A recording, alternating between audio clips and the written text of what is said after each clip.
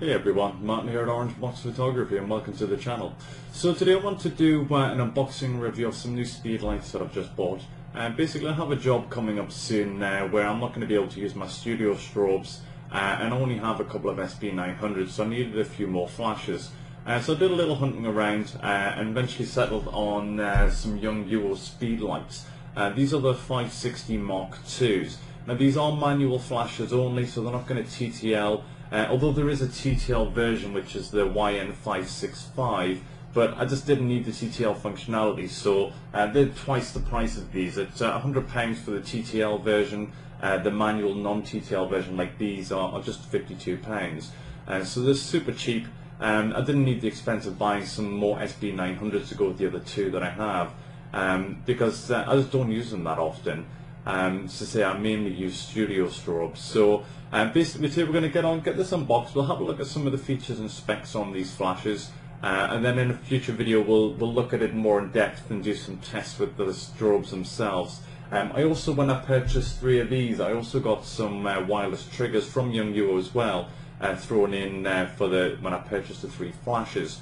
So we'll do an unboxing review and sort of look at those wireless triggers. Commonly known as poverty wizards, but we'll have a look and see what they're like anyway. They came free, so we may as well have a play with them and see what they're like. Okay, so we'll leave it there and then we'll get on and get the camera moved and just have a look at the unboxing. Right, so let's get this puppy unboxed. Let's get it out of its little packaging here. So first thing I can see is obviously the flash comes in some sort of case, so we'll have a closer look at that in a sec. See what else we've got in here. So we do get an instruction manual, handy if you need to know some of the features. Looking at this, it looks like maybe in English and Chinese. It's warranty card as well, but yeah, it's in English in the back here, and then Chinese at the front. So you do get a user manual.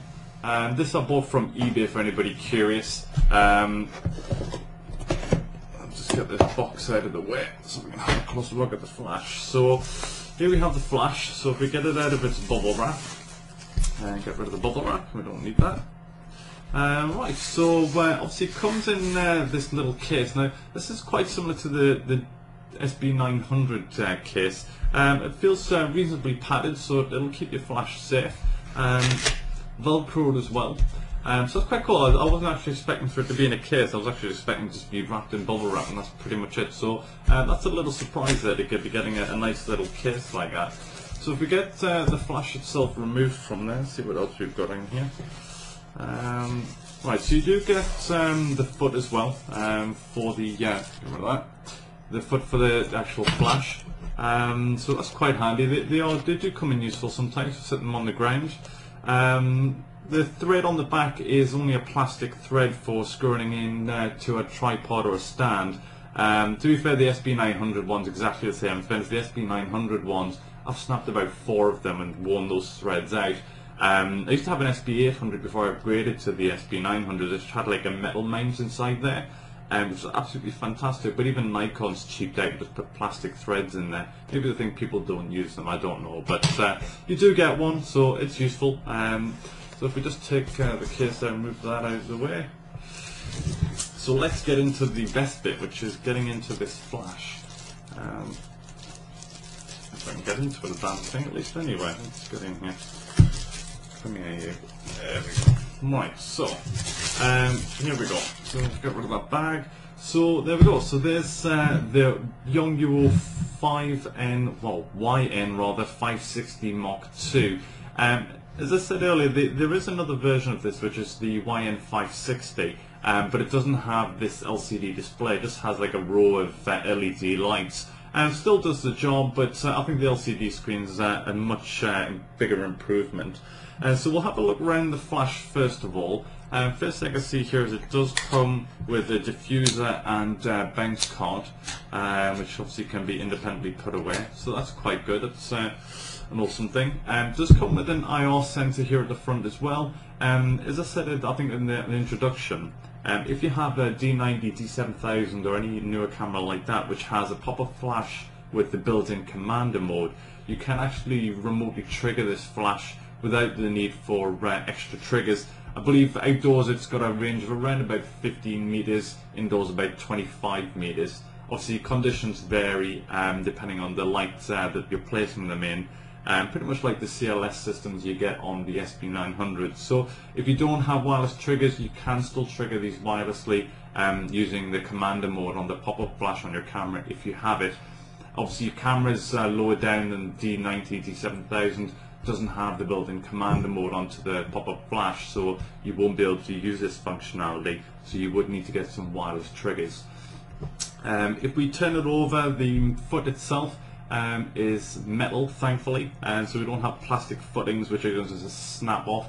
I've had problems with cheap flashes in the past where these foots just crack and break, but thankfully this one's metal.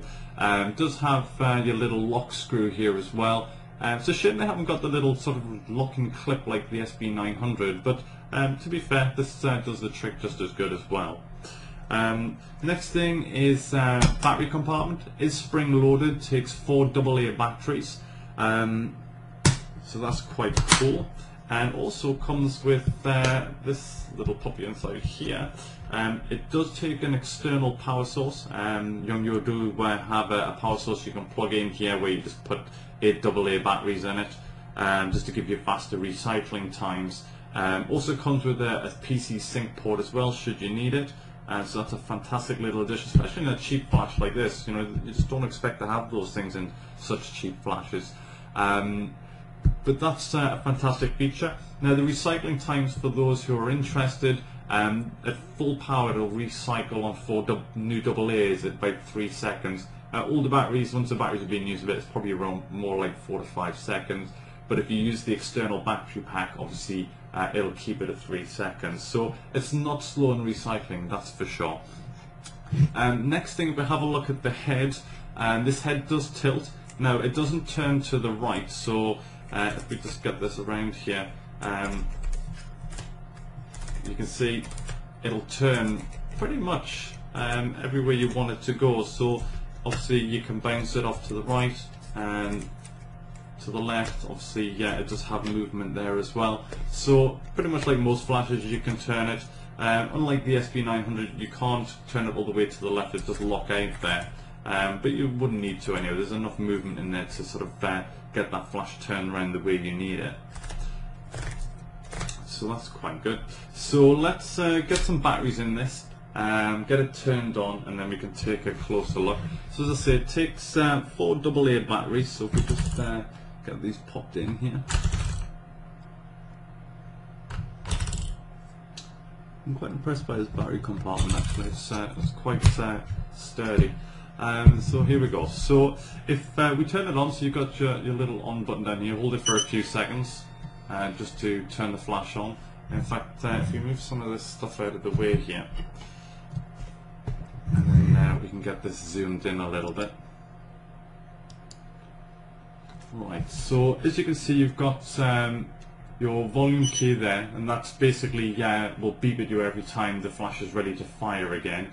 And you can see here it's got the little red pilot light like most flashes, which tell you when the flash is ready. So when it's red, it's ready to flash, and then once it fires, it'll cycle back through.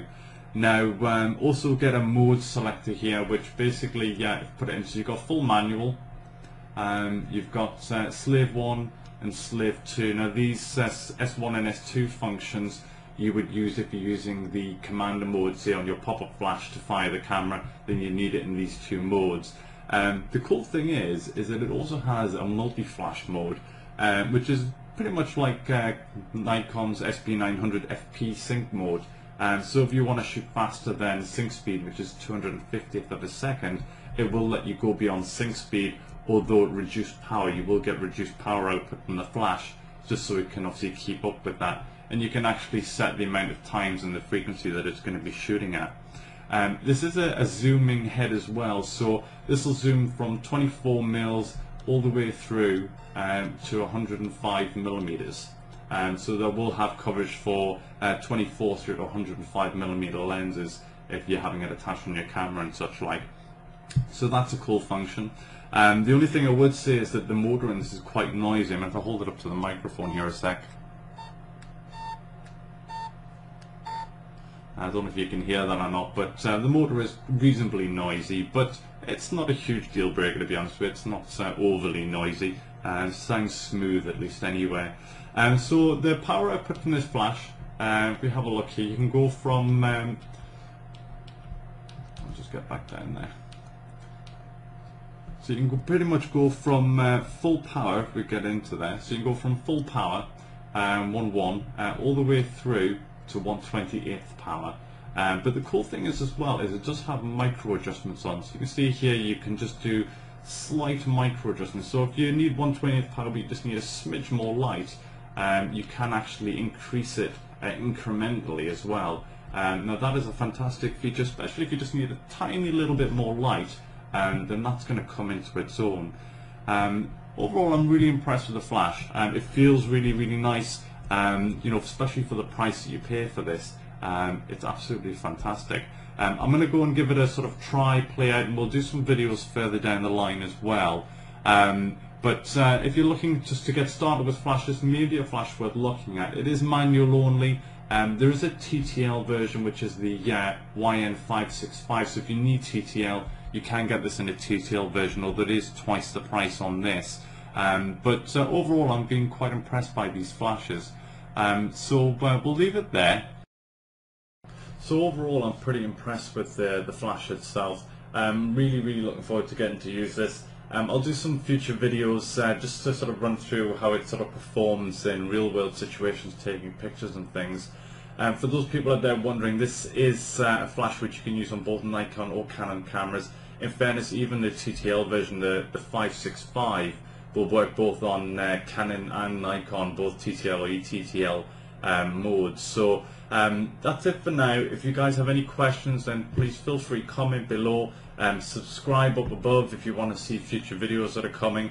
But we're doing some more videos with this flash just so you can sort of get an idea of what it's like. Personally, I think this is probably a good flash for people who just wanted to look, see if they want to get into sort of strobes flash photography. Then it's a good price point to get into if you're just getting started out. Although you may want to consider the TTL version, just because obviously with TTL the camera does a lot of the legwork for you, working out the exposure. But as I said at the beginning, I only needed a manual flash and not TTL. So that's it for now, guys. Any questions to say, feel free to drop me a line. That's it for now, guys. Take care. Bye bye.